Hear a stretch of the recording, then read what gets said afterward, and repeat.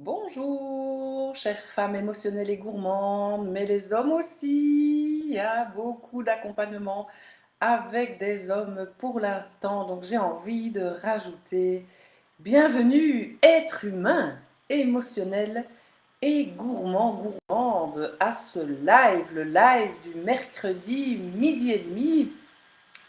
Vous êtes sur le groupe L'acceptation du poids en étant une femme émotionnelle et gourmande et je vais vous faire aujourd'hui la lecture. Donc c'est un rendez-vous que nous avons ensemble toutes les semaines, le mercredi à midi et demi, soit je vous fais la lecture d'un livre qui m'a permis d'évoluer personnellement.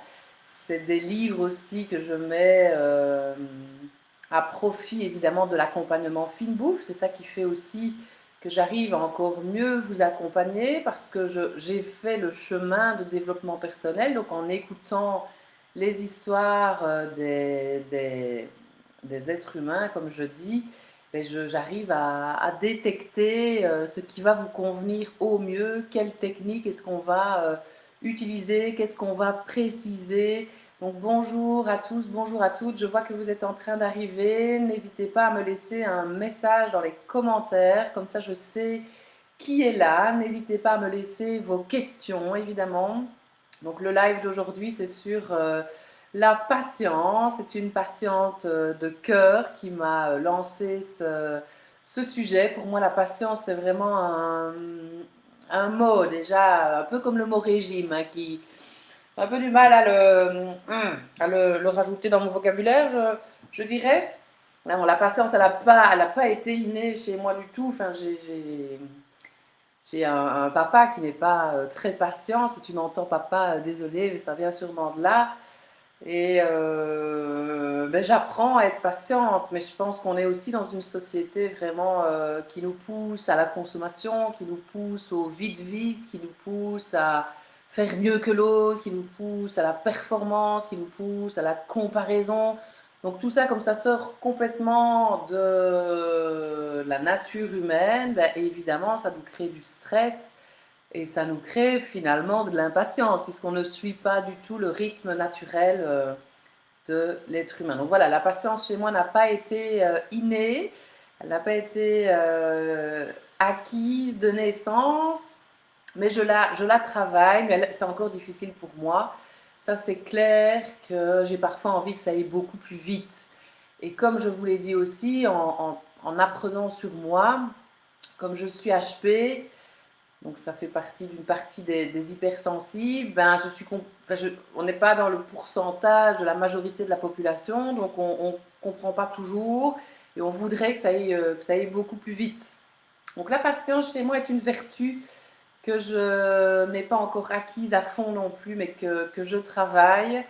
Ça me fait vraiment penser plus la patience, enfin en même temps on n'a pas le choix, ça ne saurait pas aller plus vite que le rythme naturel de la vie.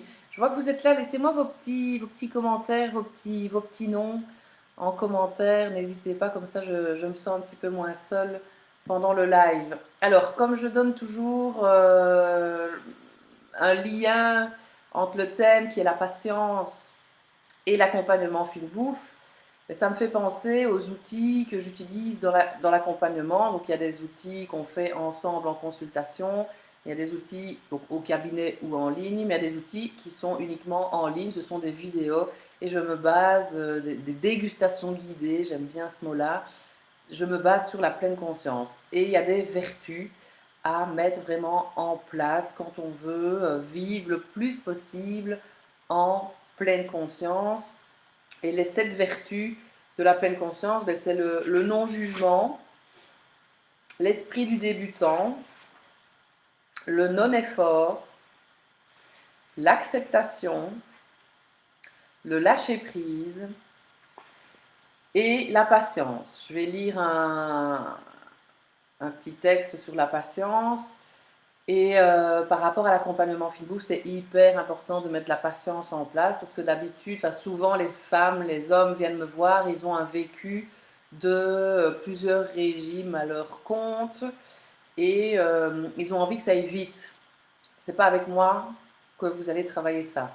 C'est pas avec moi que vous allez obtenir ce résultat-là. Quoique, là, je viens de voir un patient qui a perdu 3 kilos en 2 semaines. Bon, là, c'est trop, mais voilà, ça peut arriver aussi que ça aille vite. Mais j'essaie de recadrer pour ne pas que ça aille trop vite. Pourquoi? Parce que le corps, il a besoin de temps pour perdre du poids. Si vous voulez un changement durable et conscient, c'est vraiment important que la perte de poids se fasse lentement. Plus la perte de poids va se faire lentement, plus vous aurez de chances de ne jamais reprendre ce poids perdu. La patience paye vraiment. Si on veut un résultat durable et conscient, c'est vraiment important de prendre le temps et de mettre de la patience en place. Je vois qu'une personne supplémentaire s'ajoute. Bienvenue au live de ce mercredi midi et demi sur la patience. Merci pour le thème qui est un thème qui me touche personnellement. Laissez-moi vos questions et vos commentaires, comme ça je peux encore mieux vous guider. Et je parlais des 7 vertus dont la patience, donc les 7 vertus pour vraiment vivre en pleine conscience, vivre dans ce moment présent. Donc tout se passe vraiment selon un rythme naturel. Donc là, on revient au printemps. Et il y a Gaëtane ici que je vais interroger la semaine prochaine, qui est spécialiste en pleine conscience. Là, j'ai ces petits papiers parce que j'ai fait le cycle de pleine conscience avec elle. Elle met l'exemple du papillon. Un enfant qui veut briser le cocon pour aller plus vite va tuer le papillon. Ou encore un enfant à qui on apprend trop vite à marcher peut souffrir de malformations physiques. Les saisons ont chacune leur utilité et l'une prépare l'autre en douceur. Si vous avez l'impression de ne pas avancer dans la pratique, pratiquez la patience. Si vous avez un focus, en fait, comme un objectif, par exemple avec l'accompagnement Feel Bouffe, vous allez me parler d'un objectif. Si vous gardez ce focus en tête, la patience va se mettre d'office en place.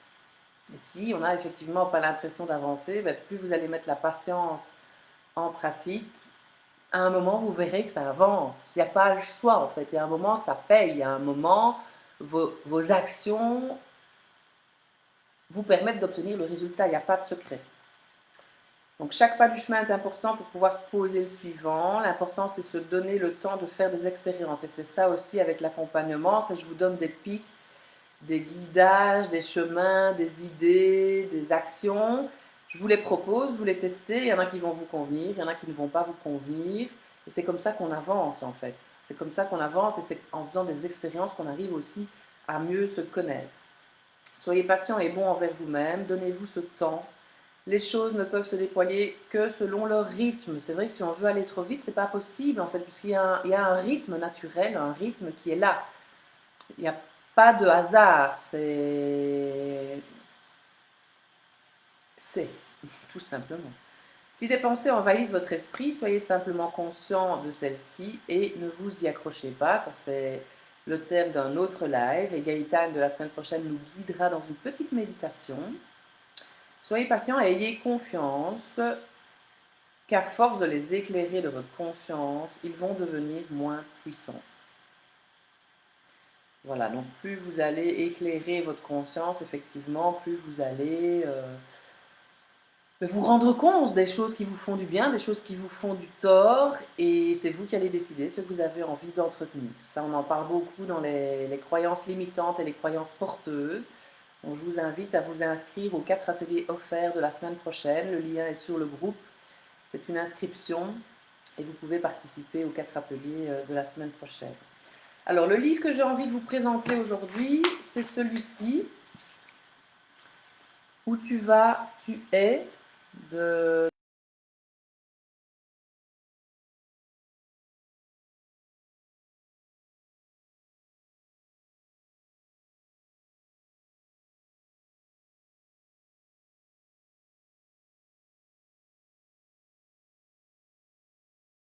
accessible aux Européens.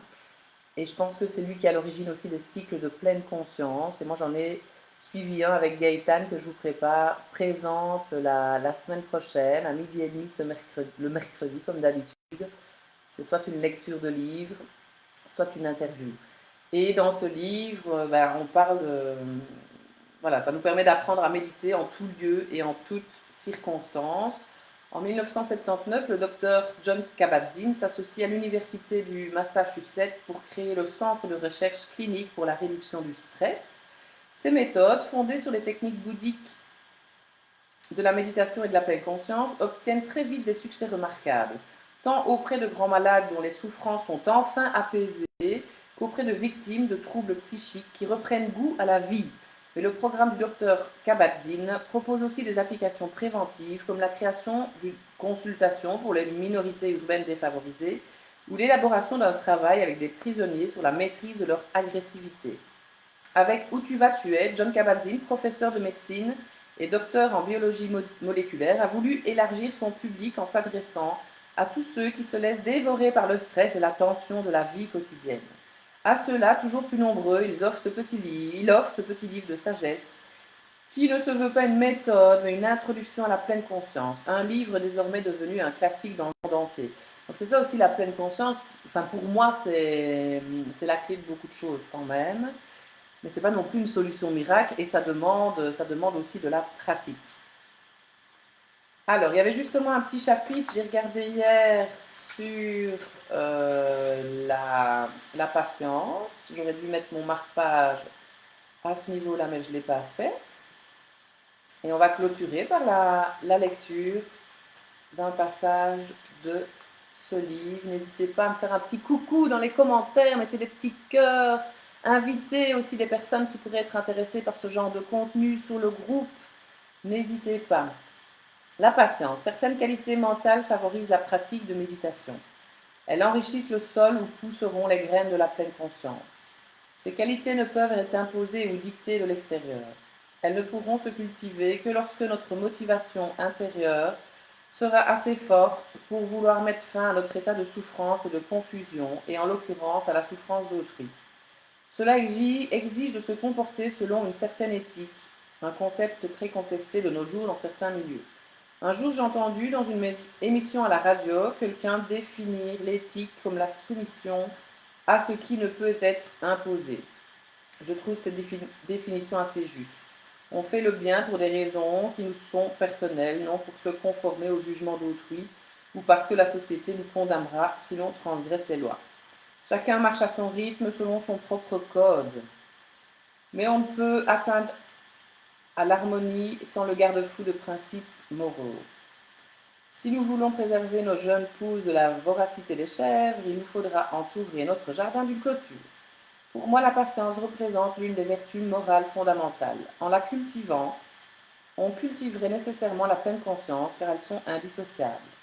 La patience se manifeste lorsque l'on n'est pas pressé d'arriver quelque part. Se souvenir que chaque chose advient en son temps. On ne peut hâter les saisons. En général, il ne sert pas à grand-chose de se presser. Cela peut causer beaucoup de dégâts, particulièrement à l'encontre de notre entourage. La patience est une alternative bénéfique à l'agitation de notre esprit, à l'impatience. Si l'on creuse un tant soit peu sous la surface de l'impatience, on y trouve la colère. C'est une énergie puissante qui désire violemment que les choses ou les gens soient autrement et qui en rend responsables ou coupables les autres et soi-même. Bien sûr, je ne veux pas dire qu'il ne faut pas se presser quand c'est nécessaire. Au contraire, on peut se hâter plus efficacement en pleine conscience. Du point de vue de la patience, les choses surviennent dans un enchaînement de cause à effet. Rien n'est séparé ni isolé. Si quelqu'un nous frappe avec un bâton, nous n'allons pas nous mettre en colère contre le bâton, mais contre la personne qui l'a brandi. Mais si l'on approfondit un peu plus, on ne peut même pas trouver le justificatif de sa colère contre la personne qui nous a attaqués, car celle-ci ne sait pas ce qu'elle fait et sur l'instant est littéralement hors d'elle. Qui est vraiment coupable? Faut-il blâmer les parents de l'enfant maltraité? Ou encore nous entourer contre la dureté du monde et son manque de compassion? Mais de quel monde parlons-nous? Ne faisons-nous pas nous-mêmes partie de ce monde? Ne subissons pas quelquefois des pulsions agressives et violentes qui nous pousseraient au meurtre? Le Dalai Lama n'exprime pas de colère à l'encontre du peuple chinois, bien que la politique du gouvernement chinois ait pendant des années de la révolution culturelle pratiqué un génocide culturel contre les institutions et les croyances des Tibétains. Lorsqu'un journaliste occidental demanda au Dalai Lama, qui venait de recevoir le prix Nobel de la paix, pourquoi il ne manifestait pas d'animosité envers les Chinois, celui-ci répondit: « Ils nous ont tout pris. Devrais-je les laisser s'emparer aussi de mon âme ?» Cette attitude est exemplaire du point de vue de la paix, cette paix intérieure qui connaît les valeurs fondamentales et qui sait, le moment venu, les mettre en action. Cette capacité de subir patiemment tant de provocations et de souffrances résulte de l'exercice de la compassion. Une compassion qui n'est pas réservée aux amis, mais également à ceux qui nous font du mal par ignorance et méchanceté. À ce degré-là, la compassion est basée sur ce que les bouddhistes nomment la pleine conscience correcte et la compréhension correcte. Ça ne survient pas spontanément. Il faut une longue et patiente pratique. D'autre part, il ne faut pas s'imaginer que des bouffées de colère ne surviendront pas. Cette colère pourra justement être travaillée, apprivoisée, de sorte que ces énergies nourriront la patience, la compassion, l'harmonie et la sagesse en nous et peut-être aussi chez les autres. En pratiquant la méditation, nous cultivons la qualité de patience chaque fois que nous immobilisons, nous prenons conscience du rythme de notre respiration. Cette tentative d'être plus ouvert, plus proche de nos moments privilégiés s'étend naturellement à d'autres moments de l'existence. Les choses évoluent selon la nature qui leur est propre. Notre vie se déroule de la même manière. Ne laissons pas nos angoisses et nos désirs d'un résultat altérer la qualité du moment présent, même quand ça fait mal. Quand il faut pousser, poussons. Quand il faut tirer, tirons. Nous savons aussi qu'il y a un temps pendant lequel il ne faut ni pousser ni tirer. À travers tout ça, nous comprenons que le moment suivant sera déterminé en grande partie parce que nous vivons au moment présent. Cette pensée peut nous venir en aide quand nous devenons impatients pendant notre pratique de méditation ou quand nous nous sentons frustrés par nos vies.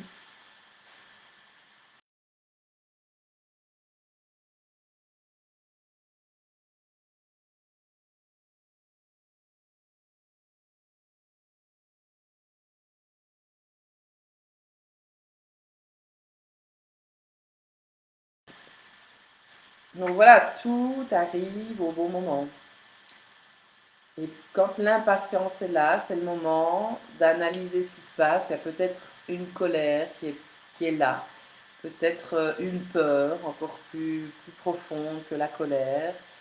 Et ça nous apprend à mieux nous connaître et à insuffler de la patience dans nos vies. Sur ce, je vous laisse, j'ai une consultation à 13h, je me dépêche.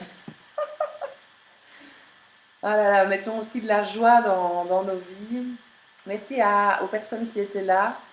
Même celles qui regardent en replay, laissez-moi vos commentaires. Et je vous souhaite une agréable vie. Elle est courte.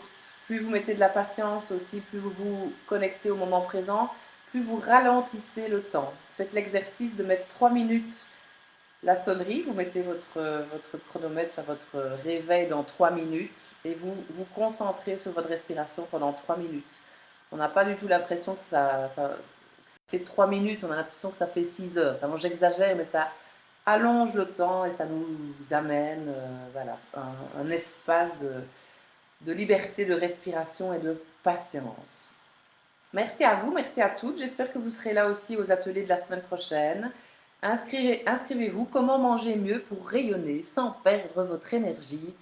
Voilà, un gros chapitre, 1 heure par jour, lundi, mardi, mercredi et jeudi, avec un livret d'action. Invitez des gens sur le groupe et là vous aurez des points, donc plus de chances d'être tiré au sort pour gagner des cadeaux. Si vous participez aussi aux exercices, ben vous avez aussi plus de points, donc plus de chances d'avoir des cadeaux. Voilà, tout est expliqué dans la vidéo de toute façon quand vous vous inscrivez. Et je te remercie Aurélia pour ta présence et ton petit commentaire. Tu n'hésites pas à me poser une question si tu as besoin. Je vous souhaite une très belle après-midi et à la semaine prochaine, 12h30, pour l'interview. Salut!